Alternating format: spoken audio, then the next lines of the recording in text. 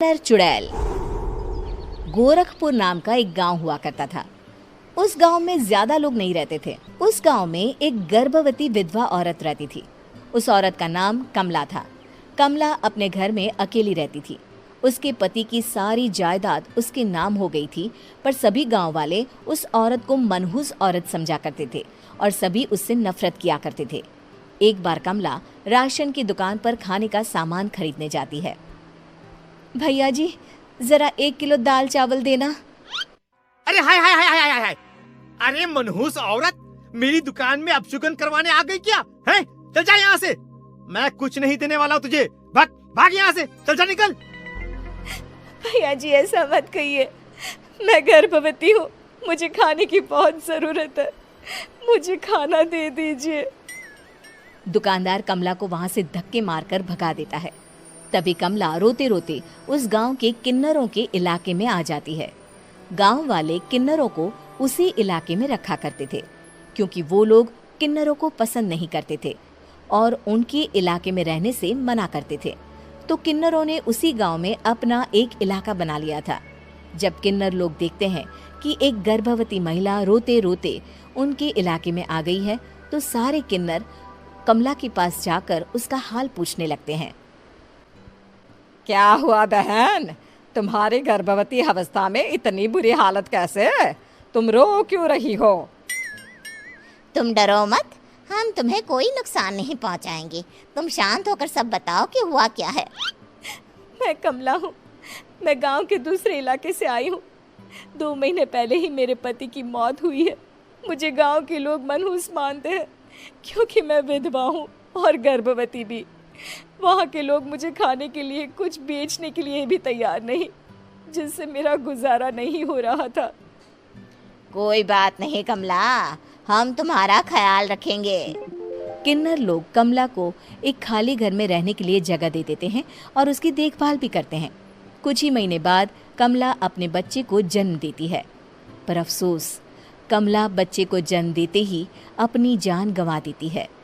जब सब किन्नर बच्चे को देखते हैं तो बहुत खुश हो जाते हैं, क्योंकि वो बच्चा भी किन्नर ही था। कमला ने एक किन्नर बच्चे को जन्म दिया था।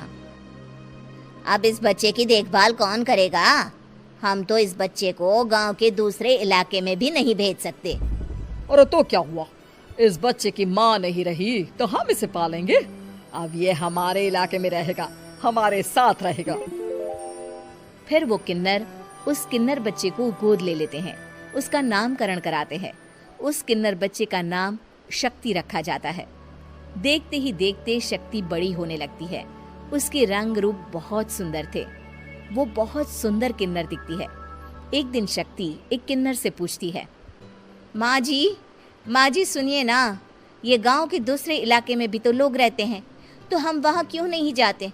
हम उनसे अलग क्यों रहते हैं? शक्ति, क्योंकि वो लोग हमारे जैसे नहीं, वो लोग हमें पसंद नहीं करते, इसीलिए हम उनसे अलग रहते हैं। क्यों? वो हमें क्यों पसंद नहीं करते?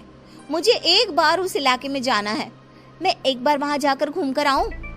शक्ति, खबरदार, जो तू उस इलाके में कभी भी गई तो अपनी जान नहीं गंवाना चाहती तो उस इलाके में कभी कदम भी नहीं रखेगी, समझी? इतना कहकर वो किन्नर वहां से चली जाती है। शक्ति उस किन्नर की बात सुनकर बहुत रोती है। माँ जी, ऐसा कैसे कह सकती हैं? उन्होंने इतनी सी बात के लिए मुझे इतना डांटा। अब तो मैं उस इलाके में जरूर जाऊंगी। फिर एक दिन शक्ति गांव के दूसरे इलाके में चुपके से जाती है। ये लोग तो हमारे जैसे ही इंसान हैं, तो ये हमसे नफरत क्यों करते हैं? जब शक्ति उस इलाके में पहुंचती है तो गांव के सारे आदमी उसके रूप से मोहित हो जाते हैं। वो लोग ये अंदाजा नहीं लगा पाते कि वो किन्नर है। शक्ति की सुंदरता देखकर सारे गांव वाले उसकी तारीफ करने लगते हैं। तभी गांव का चक्कर लगाने गांव के जमींदार का बेटा हर्ष वहां पहुंचता है। हर्ष भी दिखने में बहुत सुंदर होता है। जब हर्ष ने शक्ति को देखा तो वो भी उससे मोहित हो गया, और जब शक्ति की नजर हर्ष पर पड़ी तो वो हर्ष को देखकर मोहित हो गई। आपको पहले कभी इस गांव में देखा नहीं। इस गांव में आप नए हैं क्या? जी नहीं, वो मैं बस। तभी शक्ति बोलते बोलते रुक जाती है और मन में सोचने लगती है, अगर मैंने इनको बता दिया कि मैं दूसरे इलाके से आई हूँ तो वो समझ जाएंगे कि मैं किन्नर हूँ, इसलिए मुझे इनसे झूठ ही बोलना पड़ेगा। शक्ति हर्ष को कहती है, जी हाँ, मैं इस गांव में नई आई हूँ, यहाँ अकेली रहती हूँ। वैसे आप कौन है? आप भी इसी गांव में रहते हैं? जी हाँ, मैं इस गांव के जमींदार का बेटा हूँ। आपको किसी भी चीज की जरूरत पड़े तो आप मुझे बता देना, मुझे अच्छा लगेगा।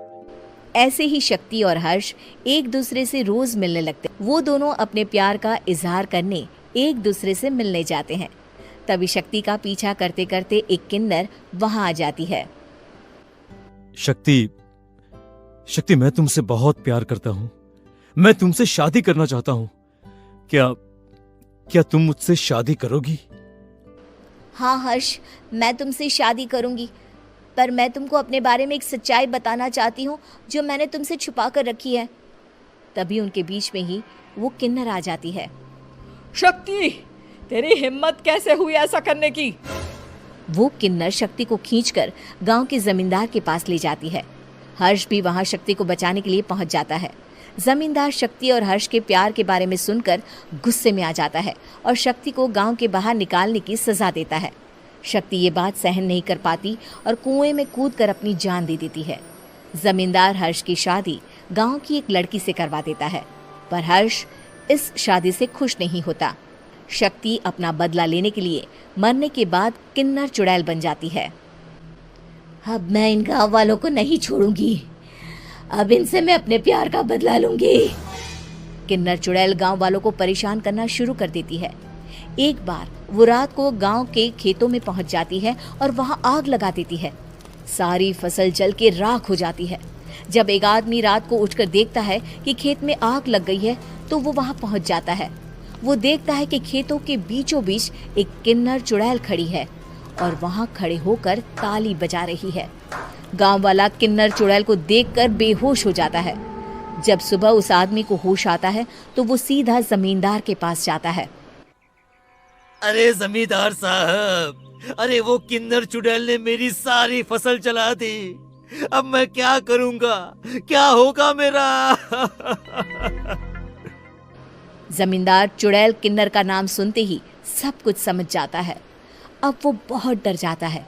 उसी रात को जब जमींदार डर के मारे अपने कमरे में सो नहीं पाता, तभी वहां अचानक से किन्नर चुड़ैल आ जाती है। किन्नर चुड़ैल जोर जोर से जमींदार के आगे खड़ी होकर हंसने लगती है और ताली बजाने लगती है। जमींदार उस डरावनी किन्नर चुड़ैल को देखकर बहुत डर जाता है। तूने मेरे साथ बहुत बुरा किया, अब मैं तुझे जान से मार दूंगी। नहीं नहीं नहीं नहीं नहीं, मुझे माफ कर दो, मुझे मत मारो। मैं कभी ऐसा दोबारा नहीं करूंगा। अब तुम जो बोलोगी वही मैं करूंगा। ठीक है, मैं चाहती हूँ कि किन्नर इलाका गांव के इलाके से जुड़े और गांव का कोई भी आदमी किन्नर समाज से द्वेष ना करे, उससे नफरत ना करे, नहीं तो मैं सारे गांव को मार दूंगी। और तुम गांव में एक नया कानून बनाओ कि अगर किसी ने भी किन्नर समाज को हानि पहुंचाने की कोशिश भी करी या इनसे भेदभाव करने की भी कोशिश करी तो उनको कड़ी से कड़ी सजा मिलेगी। हाँ हाँ हाँ हाँ, मैं ऐसा ही करूंगा। तुम जो बोलोगी वो मैं करूंगा, पर मुझे जाने दो प्लीज। तब वो किन्नर चुड़ैल वहां से चली जाती है।